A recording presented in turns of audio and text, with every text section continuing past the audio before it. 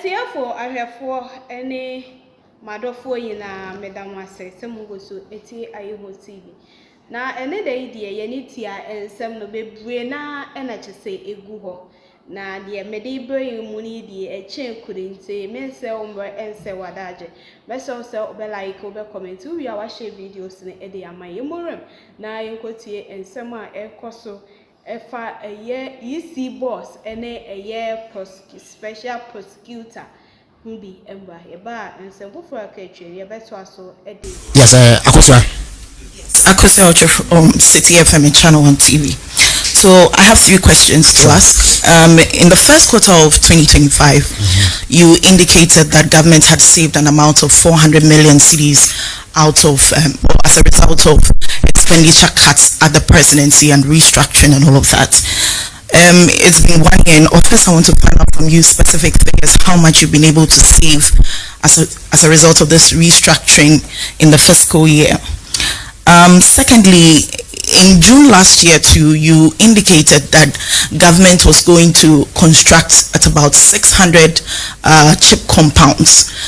And I ask you directly because you made the comment or you made the promise. I want to find out from you if these 600 chip compounds you said were going to be constructed at the end of 2025 has been constructed, and when are they going to be operational?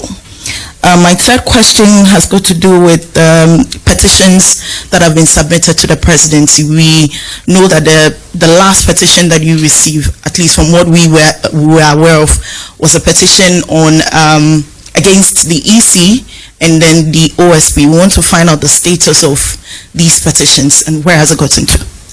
All right, thank you very much, Agosia. On the savings that have been made, arising out of the cost-saving measures that President Mahama has introduced, I'm not sure that I put a specific figure on it. I don't recall ever putting a specific figure. What I can say for certain is that significant savings have been made, and it's not difficult to see why this is so. So, for instance, let's use 2 reference points. There was a time when we had 125 ministers or so under the Akufo-Addo administration. Currently, we have 58. It should have been 60, but for the unfortunate tragedy that occurred on August 6th. Now, even if you picked the figure of 60 and you did an analysis of what it would require to keep 125 people at posts as ministers and deputy ministers, that alone is significant. Let me give you practical examples. So, every minister of state, indeed, if I show you my appointment letter, you will see that there are things that you are entitled to enable you to do your work. One of them is a 4-wheel drive, a Land Cruiser. You are also entitled to a saloon car. These are duty post vehicles. They are not vehicles that are gifted to you. You use them as and when. But often it is the case that a new one is procured, because invariably by the time that a new government comes, what exists may not be roadworthy or may not have the capacity to perform at the high level that is. So often a new one will be procured. You are also entitled to accommodation, and that means that existing government bungalows would have to be refurbished for you to move in. If you are not given a bungalow, then you are given 20% of your basic salary as rent allowance every month, and it is at market rates. In addition to that, if you check my appointment letter, you see that you are entitled to fuel, a certain amount of fuel every week. And then there's a salary that you take, which these days is consolidated to include other perks and emoluments. And then in the days that S. Garcia held sway, you will be paid S. Garcia, which is 4 months out of every year that you serve in office. Now, the price of 1 Land Cruiser at current market rate, a standard Land Cruiser that a government official of the rank of a minister or deputy minister must use, is about $120,000, and I'm sure you all know it.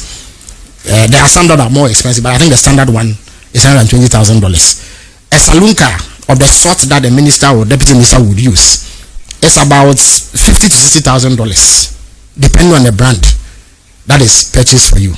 Now, if at a point there were 125 ministers, and now there are 60 or even 50, let's say 60, just for purpose of analysis, it means that you are avoiding purchasing 65 Land Cruisers at a unit cost of $120,000. You are not going to buy 65 saloon cars at a cost of between $50,000 to $60,000. You are not going to have to spend money refurbishing 65 bungalows, or paying in lieu of that 20% of basic salaries of 65 people as rent allowance every month. You don't have to pay fuel, and you know how much it costs to fill a Land Cruiser in a saloon car. So you don't have to pay that, and then you don't have to pay salaries of those people. You don't have to bear their travel costs and other things that they are entitled to. And then when they finish their service, you don't have to pay ex gratia to 65 people. When you put that together, you are talking of tens of millions of Ghana cedis, and that is just for ministers alone. When you come to the presidency, in addition to the 125 ministers that we had under President Akufo-Addo at some point, there was a time when they had up to 361 staff. And I'm not talking presidential staffers. The staff of the office of the president, that is the political staff, are grouped into 2 or 3. There are presidential staffers. I heard somebody say that presidential staffers acted as deputy ministers. No, they are not. In terms of entitlements, they are equivalent to ministers, presidential staffers. So when you hear somebody referred to as a presidential staffer, in terms of entitlements, they don't function as ministers, but in terms of what they earn and their package that goes with their office, they are equivalent to ministers. Presidential aides are equivalent to deputy ministers in terms of their service conditions. And then there are political staff who are staff of these staffers and presidential. For example, if you go to the president's office, there's the president himself, there is the chief of staff, there's a secretary to the president, there's a legal counsel, and then there are other senior advisors. These advisors don't work alone. They also have staff that they work with. So if you put all of that together, there was a point that we had about 361 under President Akufo-Addo. I think about 41 staffers or so, who by virtue of that position would be entitled to the conditions of service of ministers and deputy ministers. So the 125 Land Cruisers would come with another 40 Land Cruisers and 40 saloon cars, 40 bungalows, or 40 sets of payments of rent allowance, 40 sets of payment of fuel for every week, and then all the other conditions that they are attached. So you do not really need a soothsayer to tell you how colossal the cost to government was to have that number of people. The fact and reality now is that we have fewer people in government now than we did under the previous administration. So significant savings have been made. That cannot be disputed. That must be placed on record. The second bit is about the chief's compound. Now, it is not my policy.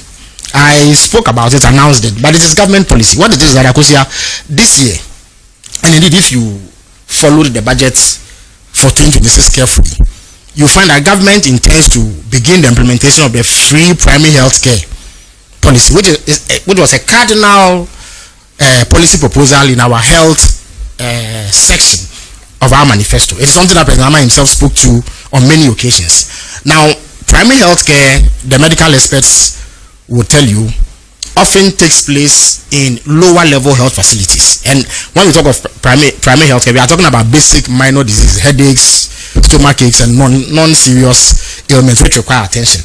Now, currently the arrangement is such that referral facilities like district hospitals, regional hospitals, tertiary hospitals, and what have you are burdened with many of these illnesses. So normally it should be a chief's compound, a health center, or at most a polyclinic that handles these kinds of ailments. Now, government's policy is that going forward, starting from this year, there should be some segregation. And indeed, if you check the budget, about 1.5 billion Ghana cedis has been earmarked for that, so that these minor ailments are treated at a lower level. Now, the most basic building block in the health sector is a chief's compound, which ensures that this level of care is administered. There are many places in Ghana that do not have it, and I come from Abrasibu Kwamankese, so I know there are 265 communities, but we have less than 30 chiefs compounds. So you see the kind of pressure that is brought to bear on the referral facility at Abu Dungwa, or the health centers that are dotted around Abakrampa and Muri.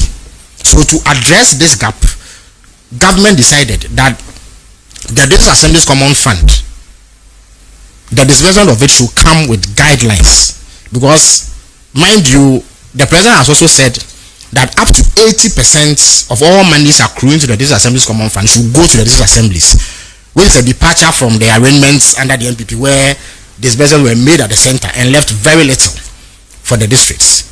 In order that the disbursement of those funds align with government's overarching objectives like free primary healthcare and what have you, guidelines were sent, and in those guidelines every assembly was directed to construct a minimum of 2 chiefs compounds.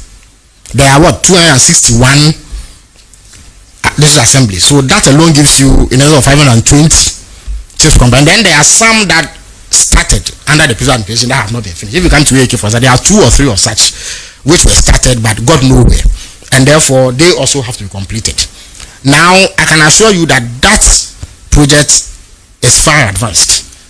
I'm an ex-official member of the district assembly at AK, so I know for a fact that if you go to a place called Nyamedom and Uhiaba, we started and are almost done with 2 chiefs compounds. As I speak to you, the procurement process to buy hospital equipment to furnish those chief compounds are underway, and indeed we are only a matter of weeks away from commission. I'm sure I'll be doing the commissioning myself.